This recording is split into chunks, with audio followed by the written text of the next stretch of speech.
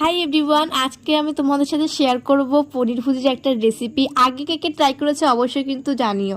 তো প্রথমে তেল গরম করে তার মধ্যে দিয়ে দিয়েছিলাম জিরে, পেঁয়াজ, টমেটো আর তারপরে দিয়েছিলাম রসুন।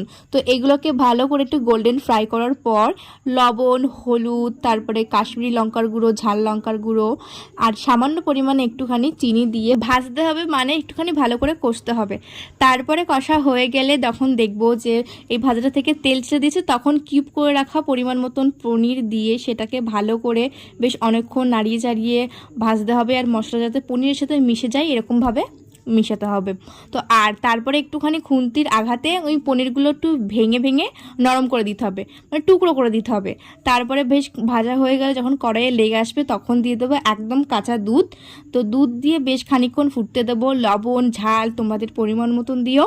অ্যান্ড তারপরে তো পনির তো অনেক অল্পই রান্না করতে হয়েছে, তোমাদের পরিমাণ মতন ঝোলটা রেখে কিছুটা পরিমাণে কাস্তুরি মেথি আর উপর দিয়ে ঘি ছড়িয়ে দিয়ে একদম রেসিপি তৈরি।